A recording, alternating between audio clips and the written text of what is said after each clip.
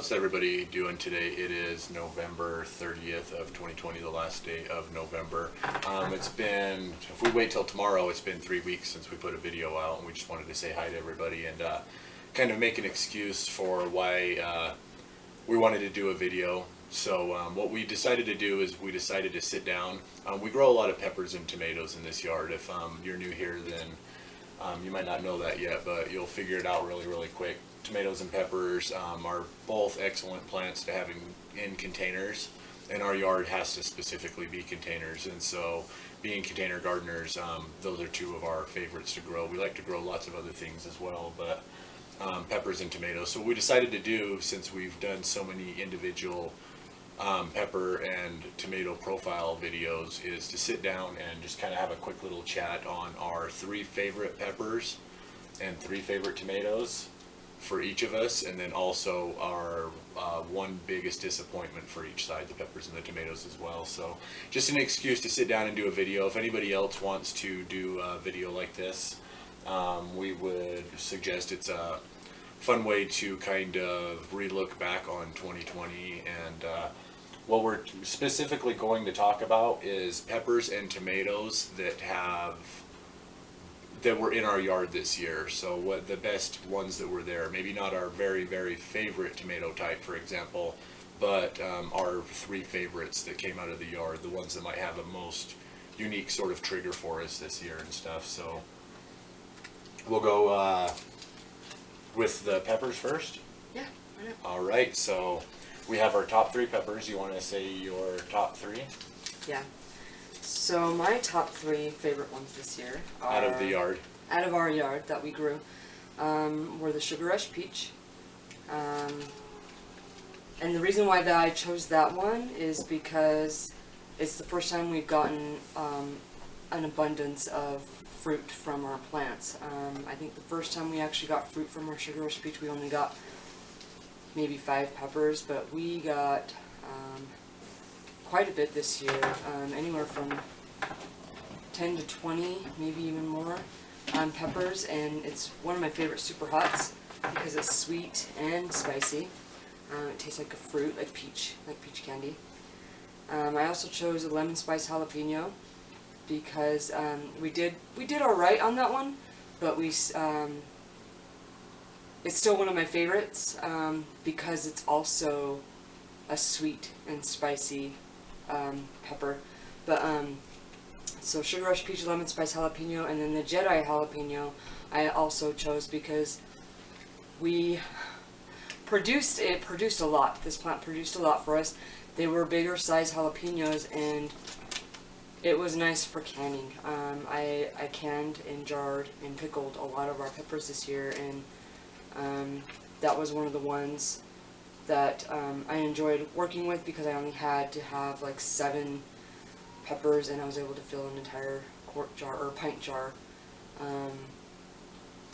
to the brim. And so my 3 favorite peppers this year were the Sugar Rush Peach, lemon spice jalapeno, and the Jedi jalapeno. They all did very well for us, and I was very excited, especially the Sugar Rush Peach, because I've been wanting that one for several years.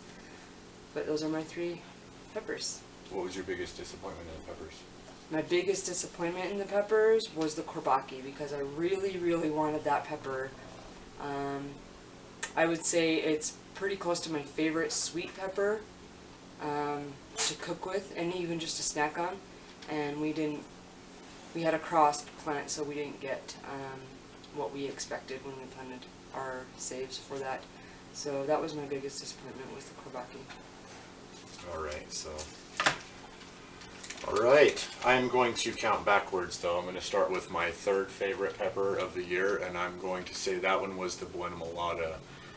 It produced hordes and hordes of peppers. We ended up keeping a couple of the plants, or a couple of containers of the plants, in our yard this year, and it produced tons and tons. We also gave a lot of the plants out to our local farm market. We have friends down there that are like local homesteaders that we know, and we consider them friends, but we refer to them as the market vendors because that's what they do, or where we met them, reaching out to them. But we gave some of the plants to them, and very early in the season, just like ours were starting to produce major in the yard, theirs were already producing. And so it brought a lot of attention. It's a really attractive looking pepper. It's similar to a purple cayenne.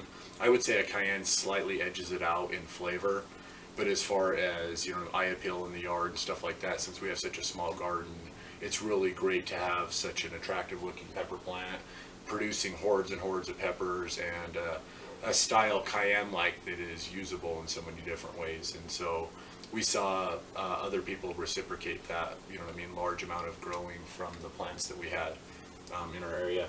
The second one that was my second favorite pepper this year was the Sugar Rush Peach.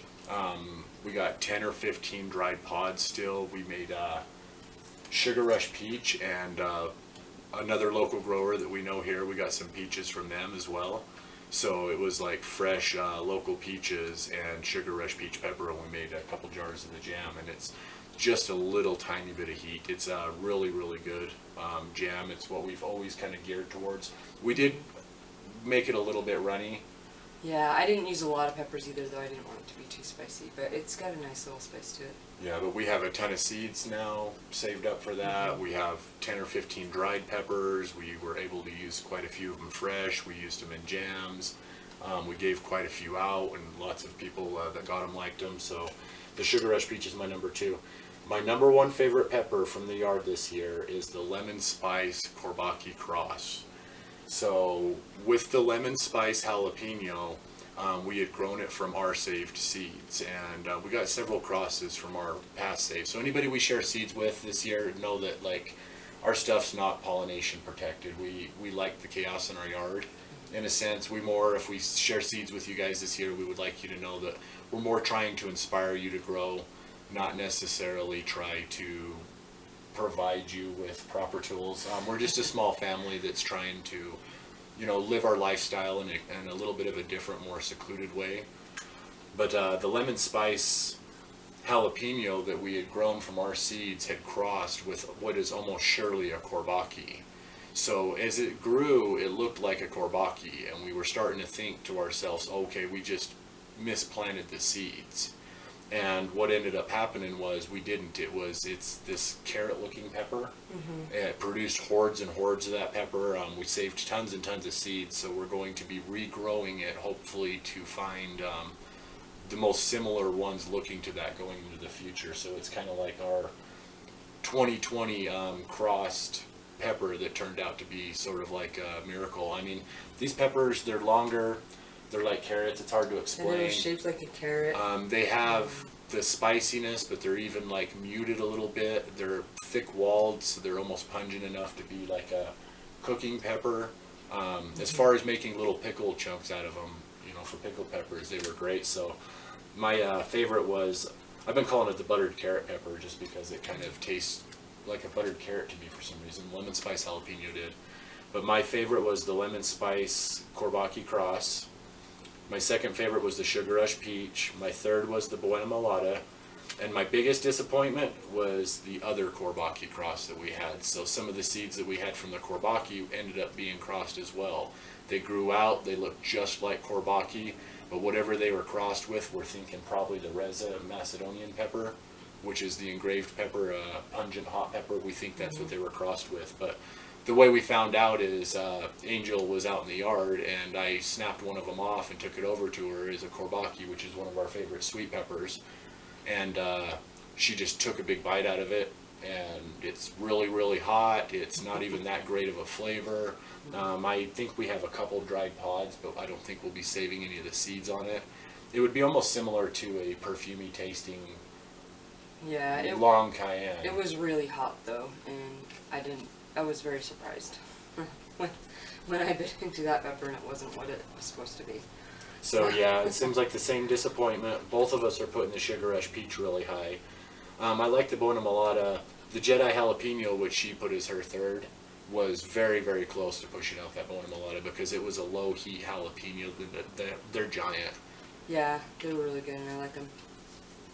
And then the cross one, that was where the big disagreement I think comes in. I loved that cross pepper, and I'm really gonna grow a lot of the seeds out next year to see if I can get as similar to the one as that. It made an excellent, well-rounded pepper. Yeah, it did. All right.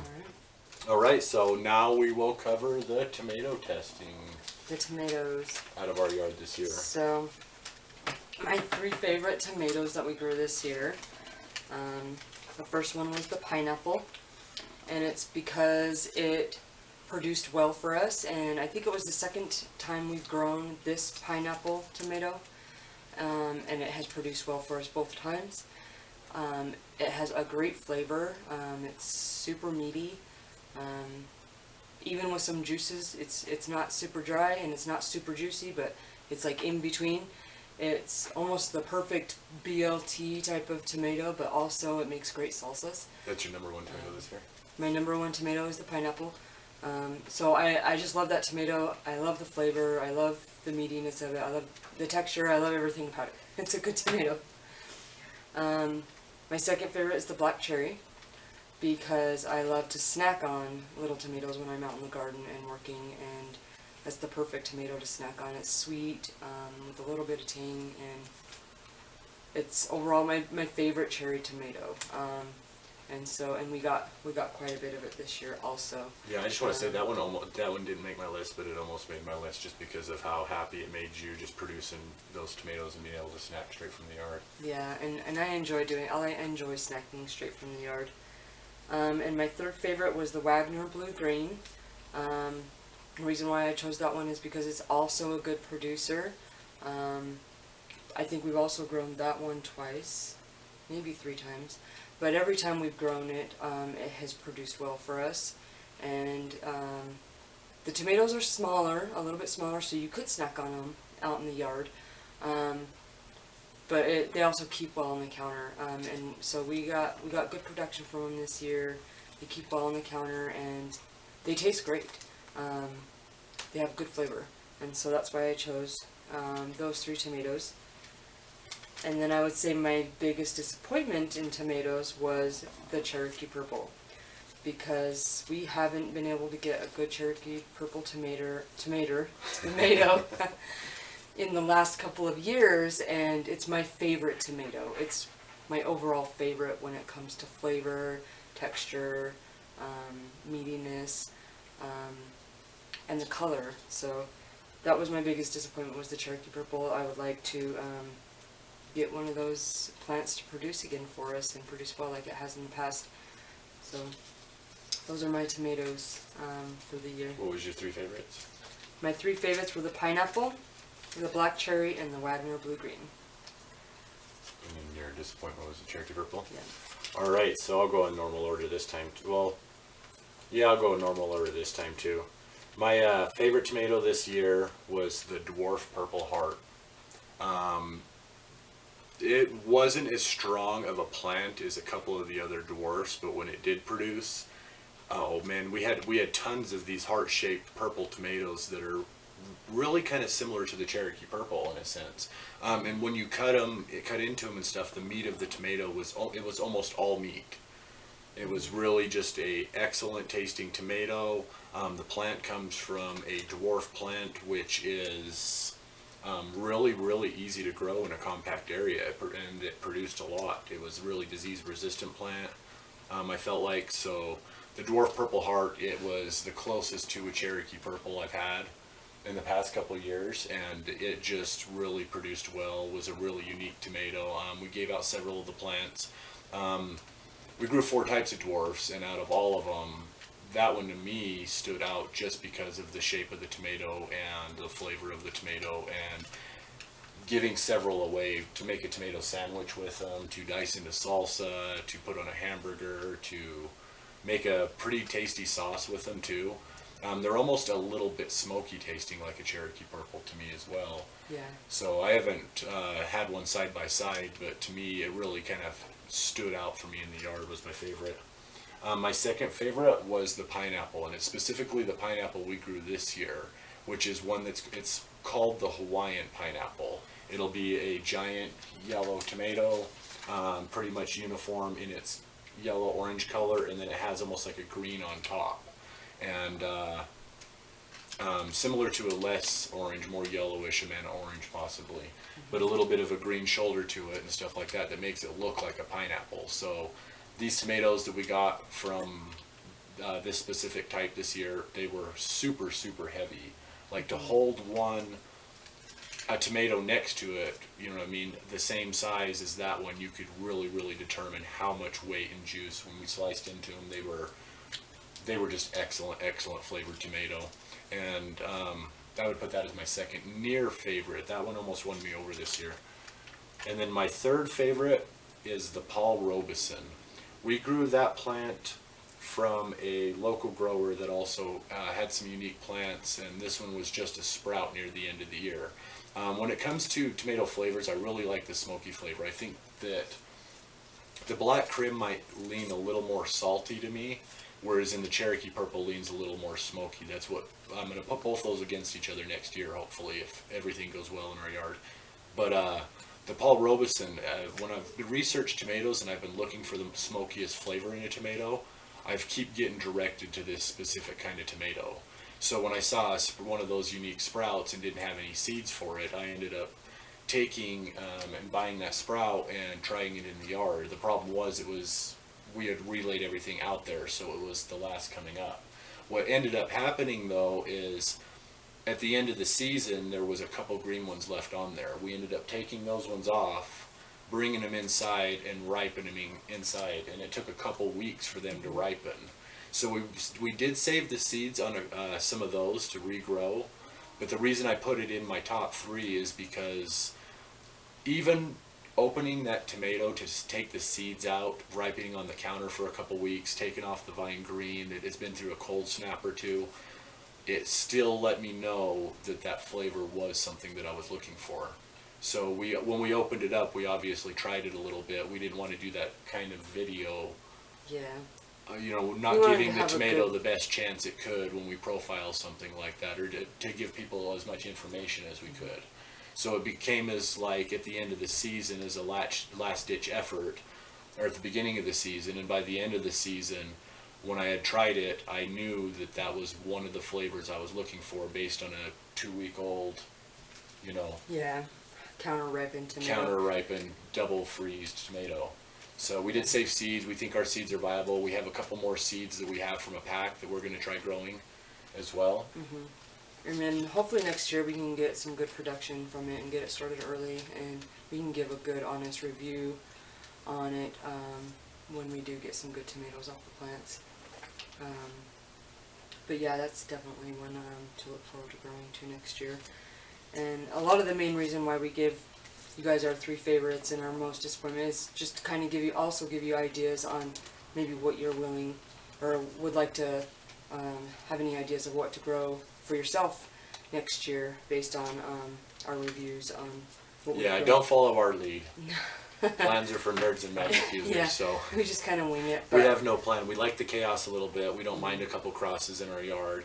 We're putting together seed shares right now, and anybody that we share seeds with, we want to know that none of our seeds, they all come from our grows, local saves. Mm-hmm. They come from other saves. YouTubers that have shared with us and friends of ours in this YouTube community that we share together.